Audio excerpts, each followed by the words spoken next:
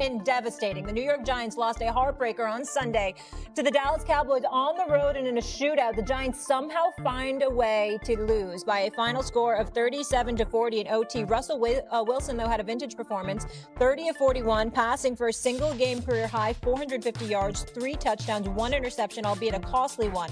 As for Dallas, here's their head coach on their first win. Cool way to win your first game.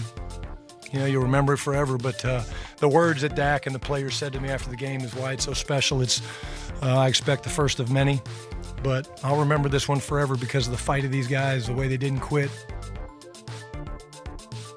Cam, it's hard out here in New York, let me tell you. What statement did Dallas make with that win? They've made it abundantly clear that they know how they want to win football games. And, you know, Jerry Jones has said it. We want to stop the run. And when you look at the statistics in this particular game, the New York Giants did not run the football well. Of their odd-some numbers, a lot of those came from Russell Wilson scrambling. Now, this is the thing when you go into a game, you can't stop everything. You just say to yourself, we're willing to lose if this situation happens. Now, did Russell Wilson cook? Absolutely. But we know Russ is going to Russ. We've seen the cooking and the burnt of the cooking as well, too. What we've seen over with Russell Wilson in the last 3 seasons, he's going to give you one of these type of games. In 2022, 340 yards versus Seattle. 2023, he had 2 300-plus yards with Miami as well as Washington. In 2024, while he was in Pittsburgh, he gave you a 414-yard game. He's going to give you one of these. So with this situation, I think the Dallas Cowboys said Russ is going to have to beat us, and he almost did, but didn't necessarily. He would? Yeah, listen, I think as far as Russell Wilson's concerned, here's the angle I'm looking at. What's been the noise here in New York? When is Jackson Dart going to be? Absolutely. And coming off of last week's game where the offense couldn't do anything, people thought that the timeline might have been accelerated considering how bad, you know, not only was the protection, but the way that Russell Wilson, his lack of playing in the first game. Fast forward to this week.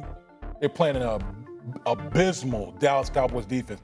But it was vintage Russ out there. What has Russell Wilson always been known for throughout his career? Long ball. The long ball. And we saw play after play after play after play with the long ball when it came to Russell Wilson. So if you're Brian Daboll, your whole plan has always been, we want to push it out as far as when we want to have Jackson Dart out there on the field. Do you think Russell Wilson with his play yesterday kind of kept Jackson Dart at bay? For another week. For another week at least. I think he did. Come on, Cam. I think he did a little bit now with the way Russell Wilson was cooking out there. No.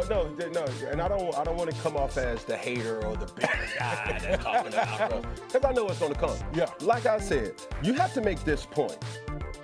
Even though he had opportunities downfield, chunk plays, there were blown coverages.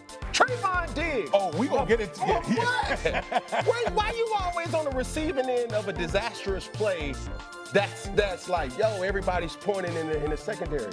Those are the things that they went up against. Now, are those more questions? Do you highlight Russell Wilson in the offensive play more so than downplaying the Dallas Cowboys pass defense? And I'm saying, like, both of them are a little alarming, but you have to start acknowledging the pass defense in Dallas. Stephen A? Well, the Dallas Cowboys, to answer the question directly, the statement that they made is that their defense is trash. I mean, that's the statement that they made. I mean, did you see how Russell Wilson looked? We didn't expect that. Obviously, props to Russell Wilson for the game that he had, passing 450 yards, 3 touchdowns. You know, throwing a deep ball, he was absolutely spectacular. Wendell Robinson, obviously, Malik Neighbors, they had a field day. They were doing their things, and you pointed out the blown coverage, Cam. You're absolutely right. And a few members of Dallas' squad need to look at that. But in the end, I look at Russell Wilson, and I'm like, what the hell are you doing throwing that interception in overtime? That's not a play that you try to make in overtime. Throwing up your back foot, lobbing it up there, looking like a Hail Mary in overtime, you can't do that. That gave Dallas the ball back, and obviously they were positioned to win the game. And to me, the fact that he made that mistake was bothersome because of the way that he played, how spectacular he looked in throwing the football for the vast majority of the game. I couldn't say enough about him. I was shell-shocked. I was very, very surprised, but pleasantly so, and props to Russell Wilson. But you can't throw that last interception. You just can't do that, all right? It's overtime. Both of y'all already had a possession. Now the next score wins, and you find yourself in a position where you gave that opportunity to Dallas. That was incredibly disappointing, especially considering the kind of day that he had. But we also got to point out to Dallas' secondary, my Lord, what the hell is going on there? And obviously you were having problems getting to the quarterback. That's where you missed Micah Parsons. We're going to bring that up again. Offensively, they look potent when necessary. We give credit where credit is due. But this defense is not going to be something that you can rely upon moving forward. You want a statement that the Dallas Cowboys made, whether you're running on them or whether you're throwing on them. You can score on them, period. So that's what it is. That's the statement. They were so determined to plug up their run defense that it now has made their pass defense more vulnerable because Mike is not there giving the pressure. Quarterback has more time. Defensive backs more vulnerable. Seeing Russell throw those long passes. Defense gave up 37 points to the New York Giants. They couldn't do anything the week before against Washington. And the Dallas defense is going to have to get it together here to be what this team wants it to be. And big test this week. The Cowboys defensive coordinator, Matt Eberflus, goes back to Chicago to go up against Caleb Williams. Yeah, I think we're overreacting a little bit because how many sacks did Dallas have? 3. When you're looking at these past highlights, it's Russell Wilson throwing with pressure, right? It's a murky pocket. It's not like he doesn't have any type of pressure. Malik Neighbors down there somewhere. He got bailed out a lot, you know what I'm saying, with those type of, opportunities. And Malik Neighbors is a baller. Russell Wilson's going to give you opportunities. That is the relationship with the receiver-quarterback relationship that makes it dynamic. He just got burnt with making a decision that it ended up being costly. But when I'm looking at the Dallas defense, it's the secondary.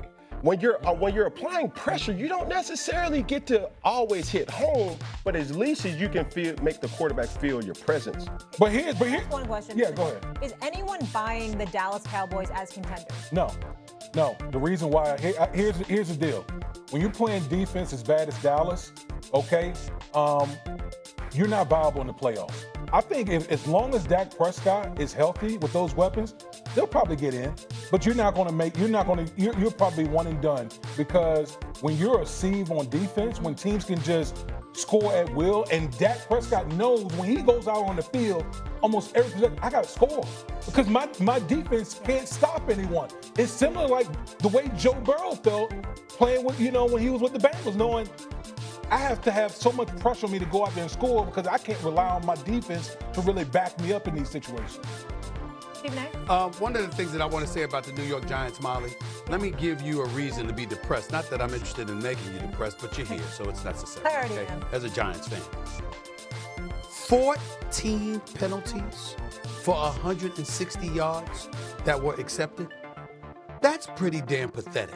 6 more were ignored. They were either offsetting penalties or they were declined. So that's 20 penalties. You had a tackle. What's his name? James Hudson.